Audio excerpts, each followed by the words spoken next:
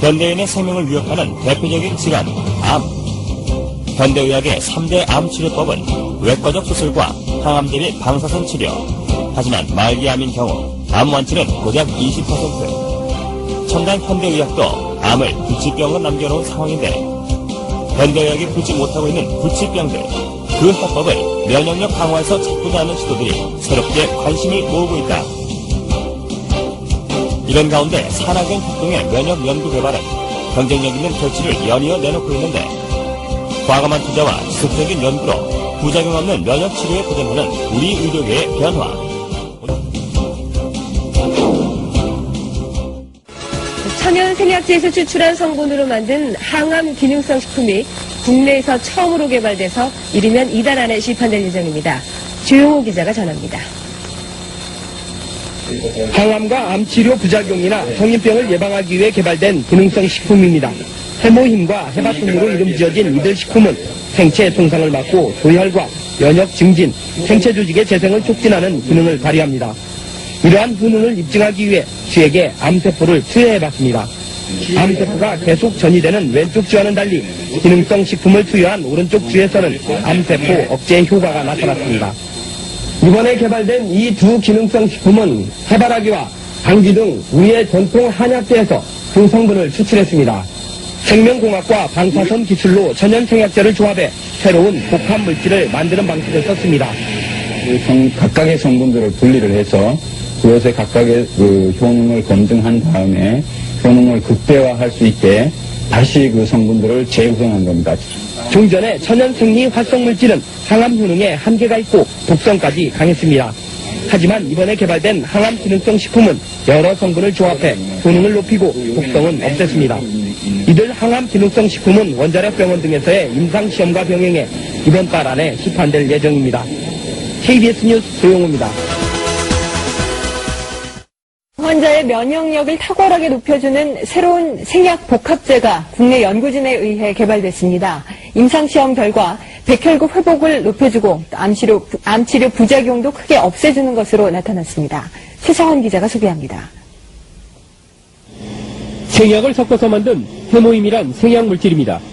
원자력 연구소는 천연생약제 30여 종을 집중 분석한 끝에 당귀와 천궁, 백작약 등을 재합성해 이 생약물질을 만들었습니다. 이들 생약제에는 면역을 활성화시키고 조혈장애를 없애는 황산화물이 있는데 연구팀은 이 성분들을 재구성하는 방법으로 면역 증강물질을 개발했습니다. 원자력 병원에서 임상시험을 한 결과 새 생약물질은 암 환자들의 면역력을 크게 높이는 것으로 나타났습니다. 유방암과 자궁암 환자 각각 12명에게 새 생약물질을 복용시켰더니 모두 회복 속도가 60% 정도 빨라졌습니다. 특히 이 생약 복합제는 암치료에 따른 염증이나 구토 같은 부작용을 크게 줄일 수 있는 것으로 나타났습니다. 암 환자들은 치료를 받으면서 기력이 떨어져 문제가 됐지만 생약 복합제를 복용한 환자의 80%가량이 기력 회복에 큰 도움이 됐다고 답했습니다.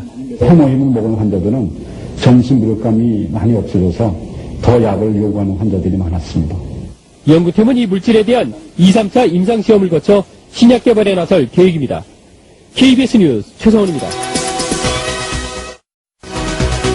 한국원자력연구소가 정부 출연 연구기관으로서는 처음으로 기술 출자를 통한 벤처기업을 설립했습니다.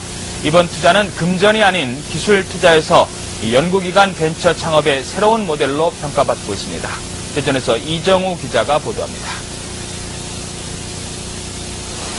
천연 생약 복합 조성물인 해모임입니다.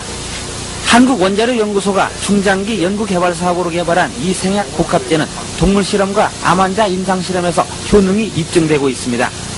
이 물질은 임상실험 결과 면역세포 회복 증진과 염증 등의 부작용 억제 효과가 뛰어나고 방사성 치료에 의한 암 발생 억제 효과도 60% 이상 높은 것으로 확인됐습니다.